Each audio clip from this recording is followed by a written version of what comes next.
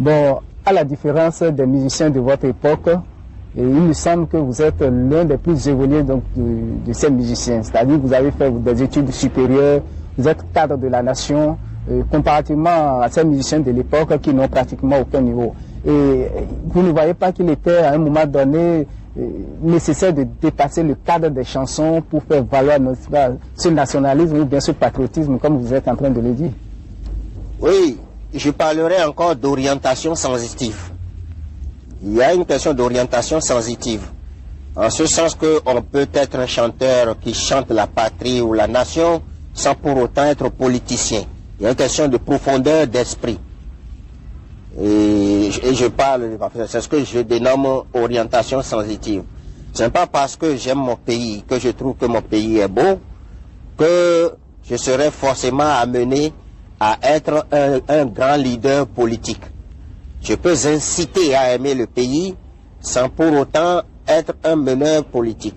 Et je ne me suis jamais tout à fait senti des atouts principaux en matière de leadership politique, tout en aimant quand même ma terre.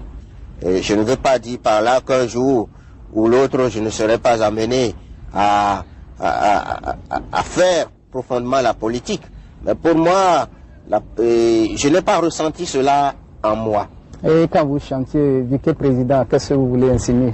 Là, c'est une parodie politique. C'est ça. Mais ce n'est pas un engagement politique, c'est une parodie. Vous savez qu'un artiste est avant tout un homme de parodie. Quand bien même vous chantez la beauté d'un arbre, vous faites de la parodie. C'est de l'imitation. C'est de la comédie.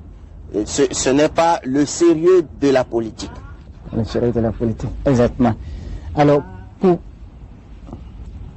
pour Viké, et ce sont vos chansons qui le disent, ce n'est pas moi, l'Africain n'a sa place qu'en Afrique. Il y a une donc de vos chansons qui le dit, et l'Africain est fait pour vivre en Afrique. Si c'est le nationalisme qui vous fait dire ça, est-ce que vous ne pensez pas que ce nationalisme se trouve aujourd'hui quelque part déjà dépassé? Ce n'est pas dépassé. C'est d'abord une question de politesse, telle que la politesse nous a été donnée par nos parents, de ne pas s'amuser à déranger les autres chez eux. Et bien ce sont les autres qui vous dérangent quand vous êtes chez eux. Ce n'est pas ça que vous avez fait. Les autres ne peuvent pas vous déranger si c'est vous qui vous rendez chez eux. C'est vous qui allez déranger les autres chez eux. Si vous étiez tenu chez vous, celui qui est chez lui ne viendrait pas vous déranger. Et je crois que nous sommes des produits sociaux. Et les éducations qu'on nous donne demeurent en nous et nous forgent. J'ai profondément le sentiment qu'il faut être chez soi. Ça doit venir de l'éducation que j'ai reçue à la base. J'ai beaucoup de respect pour l'étranger. Et quand je vais à l'étranger, je sais que je suis à l'étranger. Ça n'a rien à voir, dans cette manière de voir les choses, ça n'a rien à voir avec le comportement des autres chez eux quand on va les voir. Par exemple, donc, quand vous allez en France, quand vous allez aux États-Unis. Mais il nous est donné l'éducation de bien recevoir l'étranger qui vient chez nous. Et la plupart des institutions humaines se sont pliées à nous donner cette éducation. Que ce soit le catéchisme, que ce soit l'islam, que ce soit même nos enseignants ordinaires dans les écoles de base ou les écoles de formation de base et même les cours secondaires, l'humanité a scolarisé un certain nombre de principes pour faire régner la paix sur la planète.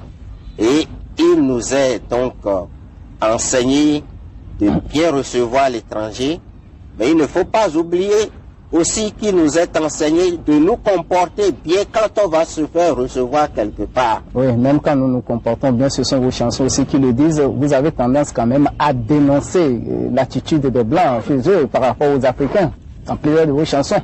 N'empêche que là, on aborde un autre thème. Oui. Et du fait que un homme s'est retrouvé devant un homme qui lui paraît étrange, il y a eu des frictions internes. d'où il est né le racisme. Il est né d'abord le principe des clans. Il y a d'abord à distinguer le principe des clans. Et ce qui fait qu'en Inde, par exemple, c'est ce qui nous est enseigné en géographie, et je crois que ceux qui se sont rendus là-bas ont pu l'expérimenter, et il y a des clans. Il y a des clans même qui sont basés sur l'existence des corporations. Et du fait que vous êtes forgeron, là où la chose est dure, vous ne pouvez pas fréquenter ceux qui sont menuisiers. Oui, vous voyez, oui, il y a ça.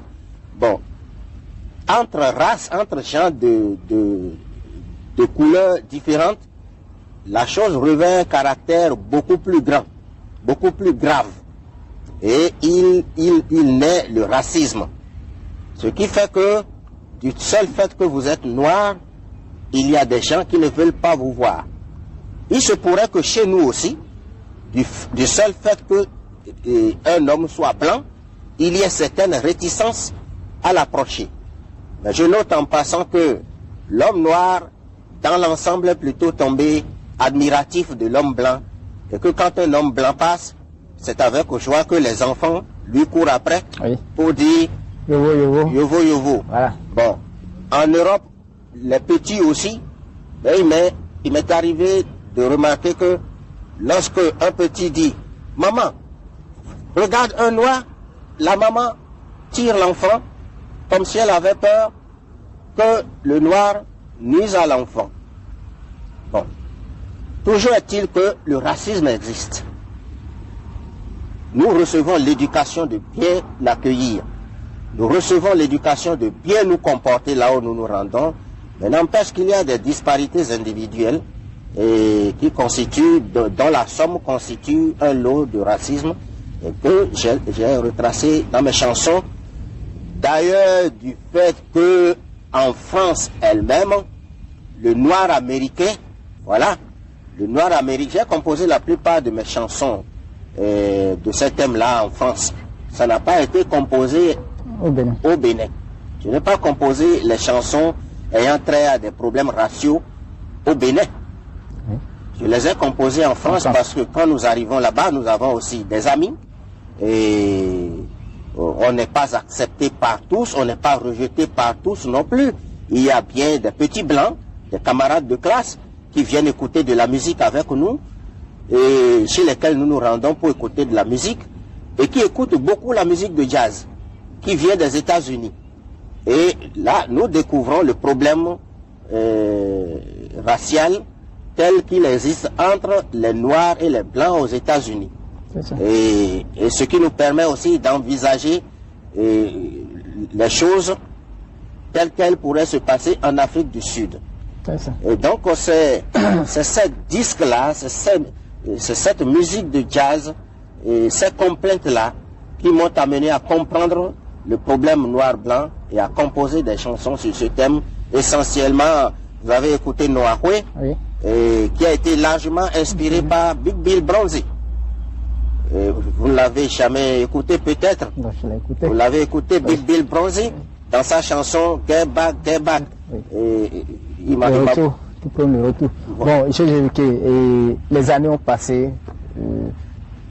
Par rapport à l'époque où vous étiez en France, où vous avez fait votre composition. Aujourd'hui, vous êtes au Bénin.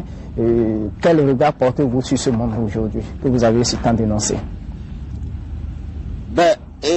Au Bénin, il n'y a pas de problème racial en tant que tel, ou tel que cela est vu sur le plan macrocosmique, c'est-à-dire sur le plan planétaire.